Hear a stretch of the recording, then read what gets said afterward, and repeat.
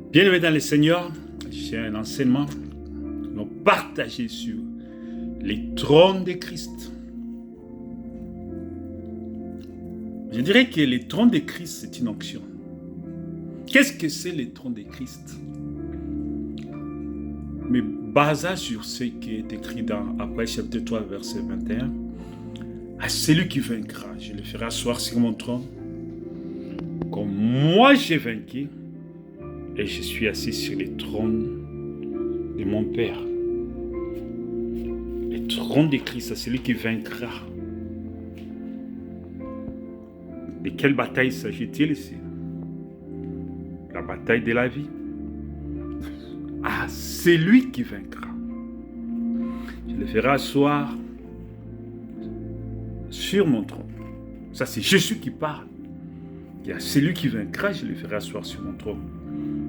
Moi, j'ai vaincu et je suis assis sur les trônes de mon Père. Sur les trônes de mon Père. C'est lui qui vaincra. Donc, je dirais que si on doit aller au commencement, dans les jardins d'Éden, parce que la rédemption, c'est la possession légale de tout ce que nous avons perdu depuis la chute. Ça veut dire tout ce que nous voyons, les victoires que nous acquérons, tout ce que nous voyons dans l'ouverture des sceaux, tout ce que le prophète Branham a parlé dans l'ouverture des sceaux, c'est tout ce dont Adam et Ève avaient dans les jardins d'Éden. Parce que nous sommes dans le processus de la rédemption, qui est la possession légale de tout ce dont nous avons perdu depuis la chute. Il n'y a rien de plus, rien de moins. C'est le retour dans les jardins d'Éden. C'est le retour au commencement. Donc, dans les jardins d'Éden, Adam dans les jardins d'Éden, ce n'était pas une théorie, comme on voit actuellement. Les gens parlent des jardins d'Éden, mais sous la forme de la théorie. Adam dans les jardins d'Éden, ce n'était pas une doctrine. Parce qu'il y a des gens qui parlent du troisième Adam. Il y a même qui croient que nous sommes déjà, ils disent, voyez les milléniums, nous sommes déjà dans les milléniums. Par contre, ils ne voient pas que toutes les conditions réunies que Adam avait dans les jardins d'Éden ne sont pas là. Adam avait la jeunesse éternelle, Adam avait la vie éternelle, Adam ne pouvait pas vieillir, Adam ne pouvait pas mourir, Adam avait l'autorité royale juridictionnelle sur toute la terre. Il ne pouvait jamais tomber malade. Il n'avait même pas de maux de tête, même pas de maux de ventre, même, il n'a jamais heurté une pierre, une épine, aucun jour. Il avait l'autorité sur tous les animaux. Il était le roi de la terre. Mais est-ce que toutes ces conditions sont réunies aujourd'hui? Non. Donc voilà pourquoi. Parlons d'Adam. Nous devons voir qu'est-ce qui a été et qu'est-ce qui sera. Donc j'ai dit, nous devons retourner au commencement. Adam signifie la possession légale de tout ce qui est. Donc la rédemption signifie la possession légale de tout ce que nous avons perdu depuis la chute. Donc je disais que Adam, ce n'était pas une doctrine, ce n'était même pas un enseignement. Adam n'a jamais reçu des enseignements. Adam n'avait pas une doctrine qu'on lui avait enseignée. Mais Adam, c'était une vie, une manifestation, une démonstration, une réalité qui est là. Une vérité incontestable. C'était une vie démontrée. C'est une manifestation.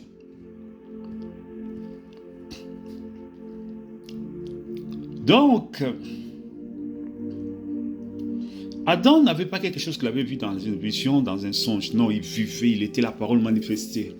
Il était la parole dans la chair. Il avait les livres de la rédemption. Lui-même était les livres, il avait dit la théophanie dans la chair. Vrai? Donc c'était une vie, une naissance virginale, une manifestation. Donc, ça c'est Adam dans les jardins d'Éden. depuis sa création. Il était l'homme à l'image de Dieu, ça veut dire la parole, la théophanie, la personne même du Saint-Esprit, la personne de El Ela, Elohim, Fils. Ça veut dire il est tout puissant. Adam était le tout puissant. Il n'y avait pas une puissance négative qui pouvait combattre Adam. Le diable se tenait loin d'Adam. Il n'y avait pas de bataille. Tout ce que Satan cherchait, c'est la séduction. Jusqu'à ce que quand Ève est entrée enceinte, c'est en ce moment-là que le diable s'est servi d'Ève. Donc je dirais que Adam était assis sur le trône. Ça veut dire quoi? Il avait l'autorité juridictionnelle sur toute la création. Le trône est une onction. Le trône, c'est une onction. C'est la personne du Saint-Esprit. C'est la personne de la parole. C'est la personne de Jésus-Christ. C'est le corps parole. Le corps théophanie dans la chair. S'asseoir sur le trône ne veut pas dire assis quelque part, mais ça veut dire qu'être doté, revêtu de l'autorité royale de Dieu. Être doté d'une onction juridictionnelle qui te donne l'autorité sur toute la terre. Tu gouvernes, tu as la clé sur les épaules. C'est ça l'autorité du trône. C'est de ça qu'on parle, qu'on appelle là les trônes. Voilà pourquoi Frère Branham assis sur les trônes, il pouvait parler, petits poissons reprendre la vie.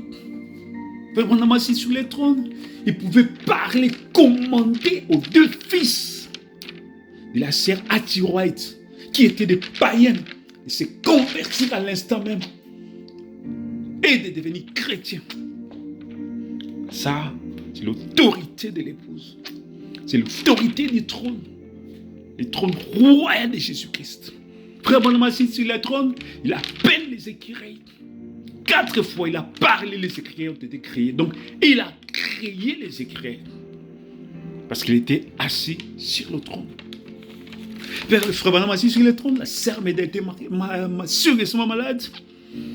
Elle était dans la salle d'opération. À l'instant même, le prophète a prononcé la parole parce qu'il était assis sur le trône. L'onction qu'il avait en ce moment-là, c'est l'onction du trône. Il a dit, avant que les médecins touchent Méda, avec les bistouri, que cette maladie disparaît. Les kystes ou les myos ou quoi ça avait totalement disparu. C'est l'autorité royale du trône. C'est s'asseoir sur le trône de Jésus-Christ. C'est le trône de contrôle. C'est avoir l'autorité du contrôle où tu contrôles toutes tes choses. Et toutes choses t'obéissent. Vous voyez? Maintenant, on va parler de l'âge transitionnel entre l'être humain et l'âge du trône. On peut parler dans la vie de Jésus-Christ, c'est depuis sa naissance jusqu'à l'âge de 30 ans. Là, c'était Jésus-Christ homme, Jésus fils. Il était chez Marie, chez son père. Il aidait son père, le charpentier Joseph. Mais à l'âge de 30 ans, il avait des amis. Il avait des gens qui les fréquentaient. Ne pensez pas que Jésus, il avait des amis, des garçons qui les fréquentaient, qui venaient les voir. Jésus, comment ça va? Ça va très bien. Jusqu'à ce qu'il a atteint un âge où il pouvait commencer à aider son père Joseph qui était menuisier, charpentier. Et il a commencé à l'aider. Mais il avait aussi le temps, seul, où ses amis venaient l'appeler. Comment ça va? Ça va très bien.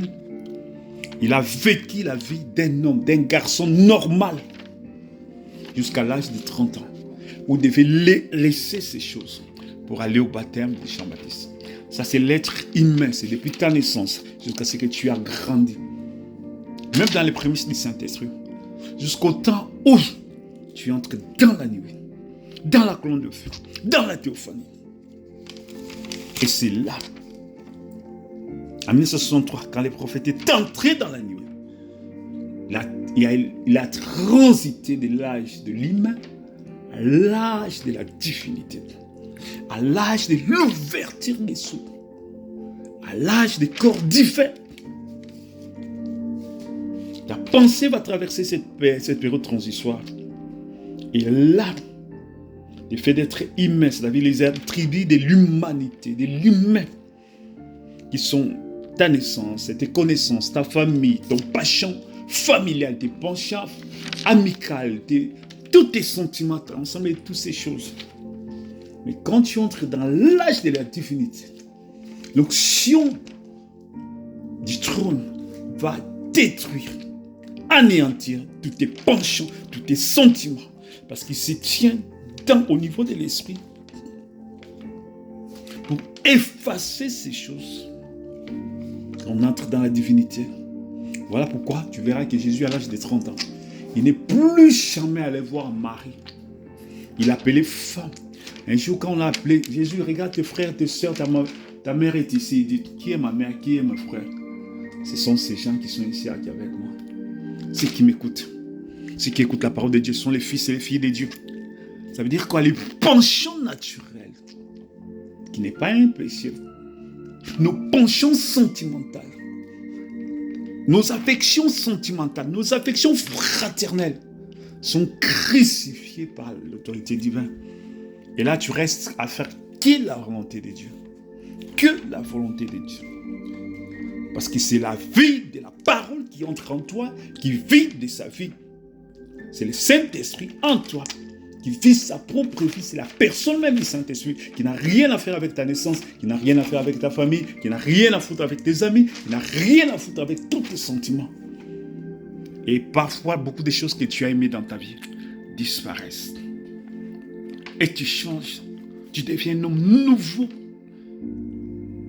Ses frères se disaient, même jour, Marie s'est dit, mais il est devenu fou, comment? Il ne nous reconnaît plus. Ni ses amis d'enfance, ni là où il avait grandi. Ouais. Donc pourquoi? Parce qu'il était entré dans la nuée. Il était assis dans la nuée. Et c'est dans la nuée que nous sommes appelés pour rentrer depuis l'ouverture des sceaux. Et pour fêter entrer dans la nuée. Et l'appel de l'épouse se fait dans la nuée. C'est là où nous sommes appelés à entrer dans les corps par la divinité. Les corps de Dieu. Les corps, la personne même du Saint-Esprit qui vit que de la divinité. Qui parle que de la divinité. Qui respire que de la divinité. Qui marche que de la divinité. Qui s'inspire que de la divinité. Ça veut dire que la période transitoire où l'homme quitte l'état humain pour entrer dans la divinité. Là, c'est la maturité de l'épouse. Ça veut dire que l'homme rentre dans la perfection. L'homme rentre dans la pierre des fêtes. Il est placé dedans. Parce que les trônes, c'est l'adoption. Les placements dans le corps du Christ. Ici, les placements sur le trône du Christ, dans la chambre du roi. Où tu vois Jésus que tu deviens un parce que tu es assis sur son trône. Tu as l'autorité royale. Tu as l'autorité de la parole. Tu peux commander, tu peux arrêter, tu peux créer, tu peux appeler à l'existence. La nature t'obéisse, la création t'obéisse, les esprits t'obéissent. Tout est sous ton autorité. Tout est sous ta commande. Tu as l'autorité sur toutes choses. Tu as l'autorité sur toutes ces choses. Tu parles et la chose s'accomplit. Tu déclares et la chose s'accomplit. Parce que ta parole engage les cieux. Tu es l'ambassadeur des cieux. Tu représentes l'espère. Tu portes les noms du Père. Et tout ce que tu fais au nom de Jésus-Christ, ça ne fait que s'accomplir. Parce que là, ce n'est plus l'humain. Là, ce n'est plus l'homme. Là, c'est la divinité. C'est l'autorité de la divinité. C'est la puissance de la divinité. C'est la parole de la divinité. Et tout ce que tu fais réussit. Parce que ce n'est plus toi qui vis, c'est Christ qui vit en toi. Donc, c'était notre enseignement sur les trônes. le trône de Christ. Nous avons juste commencé. Qu'est-ce que c'est le trône de Christ? C'est l'autorité de Jésus-Christ. C'est la divinité de Jésus-Christ. C'est la puissance de Jésus-Christ. C'est la personne de la parole qui s'appelle Jésus-Christ. C'est la personne du Saint-Esprit qui s'appelle Jésus-Christ. C'est l'onction de Jésus-Christ.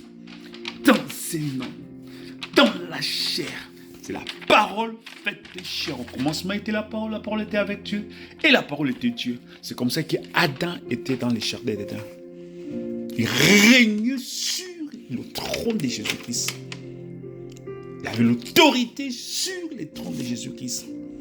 Il exerçait la gouvernance sur le trône de Jésus-Christ. À celui qui vaincra, je le ferai asseoir sur mon trône comme moi j'ai vaincu. Et je suis assis sur le trône de Jésus-Christ. Que Dieu vous bénisse richement dans le nom de Jésus. Amen.